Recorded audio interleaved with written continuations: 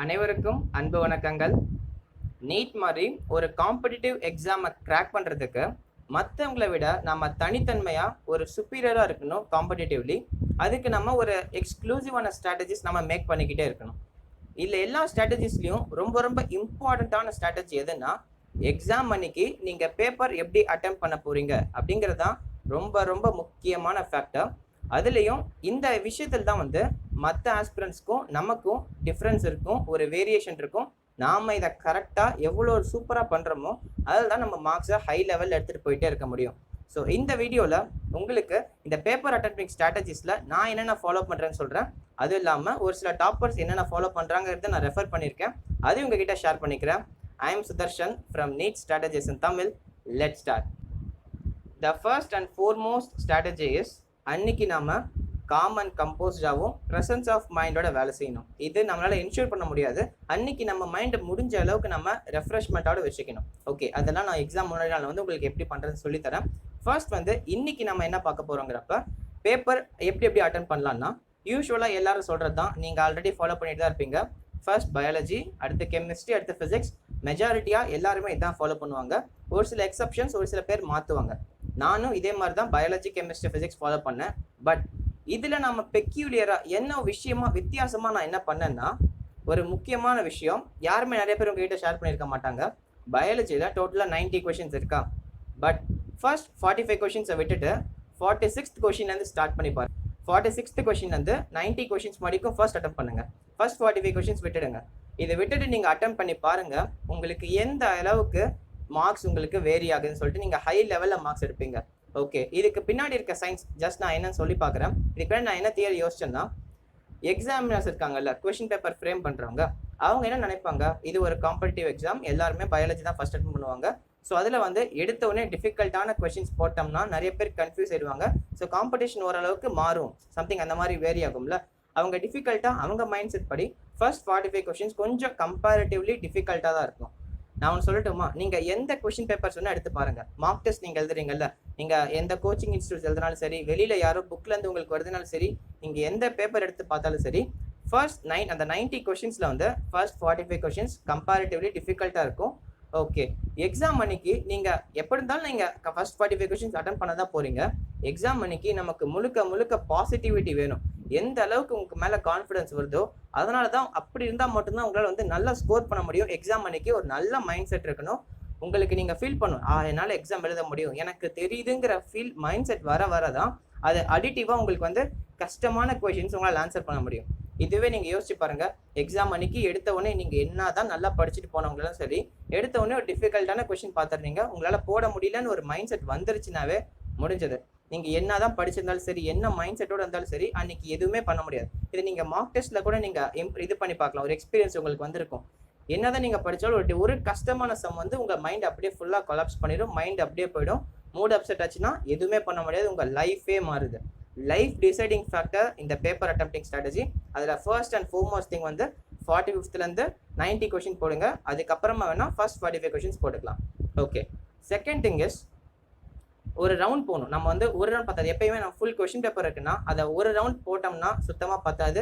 At least minimum 3 rounds, minimum to maximum சரி ஒரு 3 rounds of question paper நம்ம போய் ஆகணும். எப்படி நான் சொல்கிறேன், ஃபர்ஸ்ட் ரவுண்டில் எப்படி நம்ம கொஷின்ஸ் அட்டன் பண்ணோம்னா, டைரெக்டாக கேட்டிருக்க கொஷின்ஸ், கன்ஃபியூஷன்ஸ் இல்லாமல் ஓரளவுக்கு உங்களுக்கு தெளிவாக இருப்பீங்கல்ல. ஒரு சில கொஷின்ஸ் டைரெக்டாக இருக்கும், ஓரளவுக்கு நமக்கு தெரியும், எஸ் இந்த கொஷினுக்கு இதான் ஆன்சர், நமக்கு கான்ஃபிடென்ட்டாக இருப்போம்.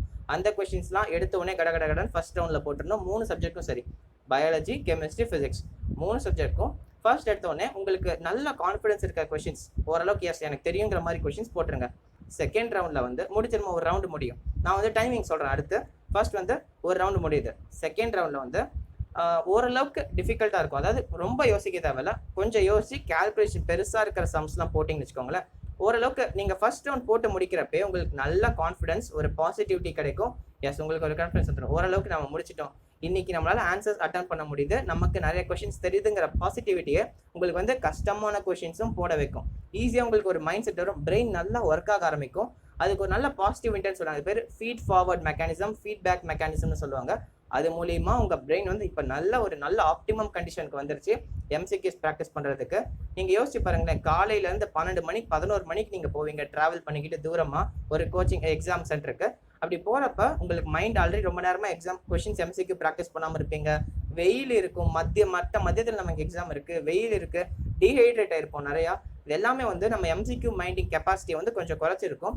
இதில் நீங்கள் ஃபர்ஸ்ட் ரவுண்டில் ஈஸியான கொஷின்ஸ் போடுறப்ப உங்கள் மைண்ட் இப்போ ஆப்டிமம் கண்டிஷன்ஸ்க்கு வந்துடும். நீங்கள் நல்லா இப்போ வந்து கொஷின்ஸ் ப்ராக்டிஸ் பண்ணுறதுக்கு ஆரம்பிச்சிக்கலாம். ஓகே, இதுதான் நான் ஃபர்ஸ்ட் ரவுண்ட் போகிறதுக்கான முக்கியமான காரணம். செகண்ட் ரவுண்ட் ஆஃப் கொஷின்ஸில் வந்து நீங்கள் MCQs வந்து ஓரளவுக்கு நம்ம போட்டால் வந்துடும். கொஞ்சம் யோசிக்கணும், கொஞ்சம் யோசிச்சுட்டு அந்த ட்ரிக்கை ஹேண்டில் பண்ணுற அளவுக்கு நீங்கள் இருந்ததுன்னா அந்த கொஷின்ஸ்லாம் செகண்டில் அட்டன் பண்ணணும். தேர்ட் கொஷின்ஸ் வந்து தேர்ட் ரவுண்டில் வந்து உங்களுக்கு ஐடியாவே இல்லை, நீங்கள் ஃபர்ஸ்ட் ரவுண்ட்லேயே மோஸ்ட்லி உங்கள் மார்க்ஸ் டிசைட் ஆகிடும். தேர்ட் ரவுண்டில் வந்து ரொம்ப டிஃபிகல்ட்டாக இருக்க கொஷின்ஸ் உங்களால் அட்டம் பண்ண முடியாத அதை விட்டுறலாம். ஓரளவுக்கு கொஞ்சம் ட்ரை பண்ணி தான் பார்க்கலாமேங்கிற மாதிரி நம்ம மைண்டில் இருக்கும். ஒரு 50-50% இருக்க கொஷின்ஸ் எல்லாமே அந்த தேர்ட் ரவுண்டில் நம்ம அட்டம் பண்ணலாம்.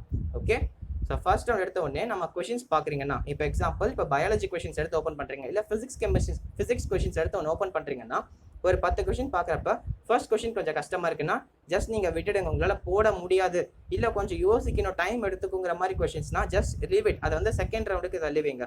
எஸ், இப்போ தேர்ட் கொஸ்டின் நீங்கள் பார்க்குறீங்கன்னா டேரெக்டாக ஒரு தியரட்டிக்கல் பேஸ்ட் கொஸ்டின் இருக்குது. எலக்ட்ரோ மேக்னெட்டிக் வேவ்ஸ்லேருந்து ஃப்ரீக்வன்சி இல்லை வேவ்லென்த் கேட்டிருக்காங்கன்னா உங்களுக்கு கண்டிப்பாக தெரியும், போட்டு சூப்பராக டிக் பண்ணிட்டு போயிட்டே இருக்கலாம். அது உங்களுக்கு ஒரு பாசிட்டிவிட்டி கொடுக்கும். ஸோ அதை வந்து ஃபர்ஸ்ட் ரவுண்டில் அந்த மாதிரி கொஸ்டின்ஸ் அட்டன் பண்ணுங்கள்.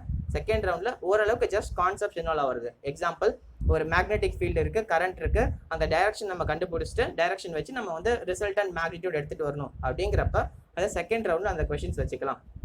அப்போ தேர்ட் ரவுண்டில் வந்து ரொம்ப ரொம்ப டிஃபிகல்ட்டாக இருக்கிற மாதிரி கொஷின்ஸ், ஆல்மோஸ்ட் போடவே முடியல, நிறைய கொஷின்ஸ், நிறைய ஃபார்முலாஸ் இன்வால்வ் ஆயிருக்கு, ஒரு 2-3 கான்செப்ட் இன்டர் ரிலேட்டாக இருக்க மாதிரி கான்செப்ட்ஸ்லாம் தேர்ட் ரவுண்ட்.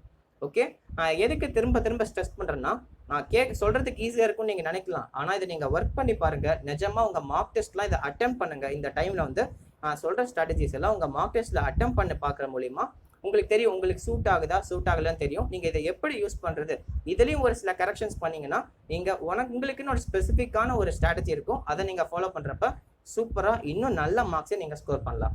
ஓகே, ஸோ இந்த 2 முக்கியமான ஸ்ட்ராட்டஜி. ஃபர்ஸ்ட் வந்து பயாலஜி வச்சு ஸ்டார்ட் பண்ணணும், அதுக்கப்புறம் ஃபிசிக்ஸ், அந்த மாதிரி 3 ரவுண்ட்ஸ். ஃபர்ஸ்ட் பயாலஜி வச்சு ஸ்டார்ட் பண்ணீங்க, அதுக்கப்புறம் 3 rounds of question paper. My third strategy is for chemistry. நீங்கள் பயாலஜியில் ஃபர்ஸ்ட் ரவுண்ட் முடிச்சிருப்பீங்க. நெக்ஸ்ட் கெமிஸ்ட்ரியில் ஃபர்ஸ்ட் ரவுண்ட் போகிறப்ப ரிவர்ஸ்லேருந்து வரணும். 45th கொஷின்லேருந்து நீங்கள் வரணும் கெமிஸ்ட்ரி பொறுத்த வரைக்கும். பிகாஸ் ஸ்டார்டிங்லேருந்து நீங்கள் கெமிஸ்ட்ரி என்ன பர்சனலி ஸ்பீக்கிங் எனக்கு வந்து இது செம்மையாக ஒர்க் ஆச்சு. கெமிஸ்ட்ரிலேருந்து 45th கொஷின்லேருந்து போகிறது நல்லா இருக்குது. நீங்கள் எடுத்து பாருங்க, ஜேஇ கொஷின் பேப்பர் எடுத்தாலும் சரி, நீட் பேப்பர் எடுத்தாலும் சரி, 45th கொஷின்லேருந்து ஃபர்ஸ்ட் கொஷின் நீங்கள் முன்னோக்கி போகிறப்ப ஈஸிலேருந்து கொஞ்சமாக டிஃபிகல்ட்டினஸ் ஆடிட்டே போகும். அங்கங்கே 1 or 2 கொஷின் நடுவில் டிஃபிகல்ட் வரும். அந்த மாதிரி ரொம்ப டிஃபிகல்ட்டாக வர கொஷின்ஸை ஜஸ்ட் நீங்கள் ஸ்கிப் பண்ணிடுங்க. உங்களுக்கு அது தேவையில்லை, அது உங்களுக்கான கொஷின் இல்லைன்னு நினச்சிக்கிட்டு அதை இப்போதைக்கு ஸ்கிப் பண்ணுவீங்க. தேர்ட் ரவுண்ட் செகண்ட் ரவுண்டில் பார்த்துக்கலாம், அவசரமே கிடையாது. நம்ம ப்ராக்டிஸ் பண்ணிட்டு இருக்கிறப்ப ஒரு டிஃபிகல்ட்டான கொஷின் இருக்குன்னா நம்ம யூஸ்வலாக என்ன பண்ணுவோம், ட்ரை பண்ணுவோம். ஜஸ்ட் நம்ம எடுத்தோடனே ட்ரை பண்ணி பார்ப்போம். அப்புறமா தான் நமக்கு அது டிஃபிகல்ட்டாக இருக்குன்னே ஆக்சுவலாக தெரியும். ஓகே, இப்போ டிஃபிகல்ட்டாக இருக்குன்னு தெரிஞ்ச உடனே நம்ம செகண்ட் டைம் அட்டன் பண்ண ட்ரை பண்ணுவோம். நமக்கு ஆன்சர் வரல, ஃபர்ஸ்ட் டைம் ஆன்சர் வரலங்கிறப்ப திரும்ப எதை தப்பு பண்ணிட்டோமா அப்படின்னு சொல்லிட்டு ஃபர்ஸ்ட் டைம் திரும்ப ட்ரை பண்ணுவோம். நிறைய டைம் கன்சியூமிங்காக இருக்கும். ஒருவேளை செகண்ட் டைமும் உங்களுக்கு ஆன்சர் வரலன்னு வச்சுக்கோங்களேன், செம்ம டிப்ரெஷன் வந்துடும். அதாவது அன்னைக்கு வந்து ரொம்ப நெகட்டிவிட்டி ஃபுல்லாக சூழ்ந்துடும். ஆனால் நமக்கு ஒன்றுமே தெரியல, ஆன்சர் நமக்கு போட தெரியலன்னு சொல்லிட்டு ஃபுல் நெகட்டிவ் நம்ம சைடு வந்துருச்சுன்னா அன்னைக்கு எக்ஸாமில் நம்மளால் கான்சன்ட்ரேட்டே பண்ண முடியாது. பின்னாடி இருக்க ஒரு சில ஈஸி கொஷின்ஸை கூட நம்மளால் சால்வ் பண்ண முடியாமல் போயிடும். இதுதான் ரொம்ப ரொம்ப முக்கியமான ஃபேக்டர். நிறைய டாப்பர்ஸ் ஃபாலோ பண்ணுற முக்கியமான விஷயம் இதுதான்.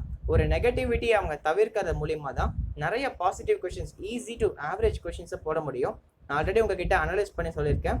நீட் பொறுத்த வரைக்கும் மோஸ்ட் டிஃபிகல்ட் கொஷின்ஸோட பர்சன்டேஜ் வந்து less than 5% தான். ரொம்ப ரொம்ப கம்மியான கொஷின்ஸ் தான் டிஃபிகல்ட் லெவலில் இருக்கும். அது எல்லாமே easy to average and average லெவலில் தான் உங்களுக்கு கொஷின்ஸ் இருக்கும். ஸோ நம்மளால் கண்டிப்பாக போட முடியும். நம்ம தமிழ்நாட்டில் easy to average and average level கொஷின்ஸை கரெக்டாக போட முடிஞ்சாவே நம்ம டாப்பர்ஸ் ஆகிடலாம். கண்டிப்பாக சொல்கிறேன், 650 மார்க்ஸ் தாராளமாக ஸ்கோர் பண்ண முடியும். எனக்கு என் ப்ரிப்பரேஷன் டைம் பத்தல, அதனால் என்னால் அந்தளவுக்கு ஸ்கோர் பண்ண முடியல. But you have enough time, எல்லாமே உங்கள்கிட்ட இருக்குது. ப்ளீஸ் ப்ராப்பராக ரிவைஸ் பண்ணுங்கள், நல்ல எக்ஸாமில் ஸ்கோர் பண்ணுங்கள், இந்த ஸ்ட்ராட்டஜிஸ்லாம் ஃபாலோ பண்ணுங்கள். கண்டிப்பாக உங்களுக்கு நல்ல மார்க்ஸ் கிடைக்கும். என்னோட நெக்ஸ்ட் ஸ்ட்ராட்டஜி வந்து ஃபிசிக்ஸ். ஃபிசிக்ஸ் பொறுத்த வரைக்கும் 45 கொஷின்ஸுமே ஆல்மோஸ்ட் ஈக்குவல் டிஃபிகல்ட்டி லெவலில் தான் இருக்கும். அதாவது நம்ம எங்கேருந்து ஸ்டார்ட் பண்ணால் நமக்கு ஹை அட்வான்டேஜுங்கெல்லாம் கிடையாது. நம்ம ஃபிசிக்ஸ் பொறுத்த வரைக்கும் என்ன முக்கியமாக ஞாபகம் வச்சுக்கணும்னா, உங்களுக்கு தெரிஞ்ச சாப்டர்ஸ் நல்லா உங்களுக்கு பிடிக்கிற ஆல்ரெடி நீங்கள் ஆல்ரெடி நிறைய ப்ராக்டிஸ் பண்ணியிருக்க சாப்டர்ஸ்னு இருக்கும்ல, அதை ஃபர்ஸ்ட் முடிங்க. அந்த மாதிரி கொஷின்ஸ் மட்டும் ஜஸ்ட் நீங்கள் பார்த்தாவே தெரியும். கொஷின் ஒரு ஃபர்ஸ்ட் லைன் படிச்சு பார்க்குறப்ப எந்த சாப்டர்னு உங்களுக்கு தெரிஞ்சுக்க முடியும். அந்த சாப்டர் உங்களுக்கு தெரிஞ்ச சாப்டருக்கான கொஷின்ஸை மட்டும் ஃபர்ஸ்ட் அட்டன் பண்ணுங்க. உங்களுக்கு தெரியாதுன்னு இருக்குன்னா ஜஸ்ட் அந்த ஃபர்ஸ்ட் லைன் படிக்கிறப்பே வேணாம், இது என்னோட கொஷின்லன்னு சொல்லிட்டு நெக்லெக்ட் பண்ணிங்க. செகண்ட் ரவுண்ட் தேர்ட் ரவுண்டில் பார்த்துக்கலாம். ஸோ எடுத்த உடனே உங்களுக்கு தெரிஞ்ச சாப்டர்ஸில் அதுவும் ஈஸியான கொஷின்ஸ் இருக்கும்ல, அதெல்லாம் ஃபர்ஸ்ட் போடுங்க. மினிமம் 10 கொஷின்ஸ் ஈஸிலி ஆன்சரபிளாக இருக்கும். நீட் 2019 நிஜமாக சொல்கிறேன், அந்த அளவுக்கு ஈஸியாக இத்தனை வருஷத்தில் கேட்டதில் ஃபிசிக்ஸ் வந்து ஒரு 10 கொஷின்ஸ் டைரெக்டாக நம்மளால் எழுத முடியுங்கிற மாதிரி தான் இருந்தது. கண்டிப்பாக 2020 ஓரளவுக்கு அதே மாதிரி எதிர்பார்க்கலாம். ரொம்ப ஈஸியாக இல்லைனாலும் ஈஸிலேருந்து ஆவரேஜ் டைப் ஆஃப் கொஷின்ஸ் நிறைய கேட்பாங்க. இதனால் கண்டிப்பாக முடியும். இதை மனசில் ஞாபகம் வச்சுக்கோங்க. ஆல்ரெடி நீங்கள் படித்த சாப்டர்ஸு இதே சமயம் easy to average level of questions இருக்குன்னா நல்லா போடுங்க. ஆவரேஜ் அண்ட் டிஃபிகல்ட் லெவலில் இருக்குன்னா ப்ளீஸ் ஃபர்ஸ்ட் ரவுண்டில் தொடாதீங்க. எடுத்த உடனே ஃபிசிக்ஸில் ஒரு கான்சன்ட்ரேஷன். நமக்கு எல்லாருக்குமே வந்து பயாலஜி அண்ட் கெமிஸ்ட்ரியில் ஓரளவுக்கு என்னால் ஆன்சர் பண்ண முடியுதுங்கிற சாட்டிஸ்ஃபேக்ஷன் வரும். ஆனால் ஃபிசிக்ஸ் பொறுத்த வரைக்கும் தான் சாட்டிஸ்ஃபேக்ஷனே இல்லாமல் இருக்கும். நம்மளால் இவ்வளோ போட்டிருக்கோம், இன்னைக்கு நல்லா பண்ணியிருக்கோங்கிற சாட்டிஸ்ஃபேக்ஷன் ரொம்ப ரொம்ப கம்மியாக இருக்கும். ஸோ ஃபிசிக்ஸில் யார் வந்து அவங்களுக்கு சாட்டிஸ்ஃபேக்ஷன் எடுத்துகிட்டு வந்துடுறாங்களோ ஃபர்ஸ்ட் ரவுண்டில் வந்து நீங்கள் நல்லா பண்ணியிருக்கீங்கிற ஒரு பாசிட்டிவ் மைண்ட் செட் வருதோ அவங்களால கண்டிப்பாக செகண்ட் அண்ட் தேர்ட் ரவுண்டில் பயாலஜி கெமிஸ்ட்ரி ஃபிசிக்ஸ் 3 சப்ஜெக்ட்ல சூப்பரான கொஷின்ஸை கூட அழகாக கிராக் பண்ண முடியும். நல்ல திங்கிங் வரும்.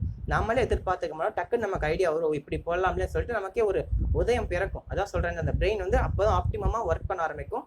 நல்லா நம்மளால ஆன்சர்ஸ் பண்ண முடியும். So try to look on this. ஃபிசிக்ஸ்க்கு இந்த ஸ்ட்ராட்டஜி ட்ரை பண்ணுங்க. எடுத்த உடனே கேல்குலேஷன் நீங்கள் போடுறீங்களா ஃபிசிக்ஸ்க்கு, அந்த லாஸ்ட் பேஜில் ஒர்க் அவுட் காலம்னு இருக்கும். நீங்கள் கிறுக்குங்க. ஃபிசிக்ஸ் கொஷின் பேப்பர்லாம் கிறுக்கலாம், என்ன வேணால் பண்ணலாம், யாரும் கேட்க மாட்டாங்க. அப்படி சொல்லுவாங்க நிறைய பேர், கொஷின் பேப்பரில் எதுவும் கிறுக்கக்கூடாது, எதுவும் பண்ணக்கூடாதுன்னு. பட் நீங்கள் எதுவும் பண்ணலாம், தைரியமாக பண்ணுங்கள். பின்னாடி அந்த காலம் இருக்குது, அந்த காலம்லாம் எடுத்த உடனே ஒரு கோடு போட்டுக்கோங்க. பேப்பர் இப்படி இருக்குன்னா அதில் சென்டரில் ஒரு கோடு போயிட்டு ரைட் அண்ட் லெஃப்ட்னு பிரிச்சுக்கோங்க. அழகாக கொஞ்சம் போடுறீங்க, ஓகே. கொஞ்சம் ஒவ்வொரு கொஷினுக்கும் கேப் விட்டு ஒர்க் அவுட் பண்ணுங்க.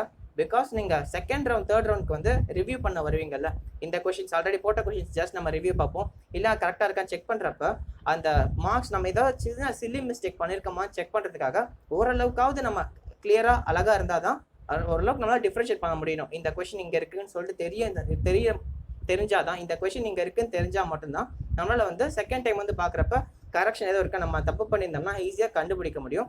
ஸோ இந்த விஷயத்துக்காக தான் சொல்கிறேன், ஒரு பேப்பர் ஒரு கோடுமா அந்த பேப்பரில் கோடு போட்டுட்டு 2ஆக பிரித்து பொறுமையாக நீங்கள் கொஞ்சம் அழகழகாக எழுதுங்க. ரொம்ப அழகாக தேவையில்லை, கொஞ்சம் ரஃபாகவே எழுதுங்க. ஆனால் ஒரு கொஷினுக்கும் அடுத்த கொஷினுக்கும் கொஞ்சம் கேப் இருக்கணும். இது ரொம்ப முக்கியம் ஃபிசிக்ஸ் பாயிண்ட் ஆஃப் வியூவில். கெமிஸ்ட்ரி பயாலஜி பிரச்சனை ஒர்க் அவுட் பண்ண மாட்டோம் அதிகமாக. ஓகே, ஸோ இந்த 4 ஸ்ட்ராட்டஜியும் ப்ராப்பராக ஃபாலோ பண்ணுங்க. உங்ககிட்ட ஏதாவது ஸ்பெஷல் ஸ்ட்ராட்டஜி இருந்தாலும் சூப்பர், அதை அப்படியே நீங்கள் ஃபாலோ பண்ணிகிட்டே வாங்க. முடிஞ்சால் கமெண்ட் பண்ணுங்கள், மற்ற நீட் ஆஸ்பிரன்ஸும் தெரிஞ்சுக்கிட்டோம். எஸ், அண்ட் தென் இதை கரெக்டாக ஃபாலோ பண்ணி உங்களோட கமெண்ட் சொல்லுங்கள். உங்கள் மார்க் டெஸ்ட்லேயே இந்த ஸ்ட்ராட்டஜிஸ்லாம் ஒர்க் அவுட் பண்ணி பாருங்கள், எவ்வளோ உங்களுக்கு சூட் ஆகுது. ஒவ்வொருத்தருக்கும் ஒவ்வொரு ஸ்ட்ராட்டஜி சூட் ஆகும், ஒருத்தர் சில சூட் ஆகாது. ஸோ உங்களுக்கு எது சூட் ஆகுதுன்னு சொல்லிட்டு ஒர்க் பண்ணி பார்த்துட்டு கமெண்ட்டில் போடுங்க. If you really enjoyed this video, hit like button. அப்புறம் நம்ம முடிஞ்ச அளவுக்கு எல்லா ஆஸ்பிரன்ட்ஸ்க்கும் ஷேர் பண்ணுங்கள். We are giving NEET strategies and guidance in Tamil. So முடிஞ்ச அளவுக்கு ஷேர் பண்ணுங்கள். இன்னும் நீங்கள் சப்ஸ்கிரைப் பண்ணலன்னா சப்ஸ்கிரைப் பண்ணிக்கோங்க. Wait for our all updates regarding NEET. So thank you all friends. Enjoy your NEET preparation. All the very best. கண்டிப்பாக உங்களால் NEET crack பண்ண முடியும். Self confidence is essential. Self கான்ஃபிடன்ஸோட ப்ராப்பராக ஒர்க் பண்ணுங்கள். Enjoy and prestigious white coat and stethoscope is waiting for you. Wait for this. Thank you all. Bye.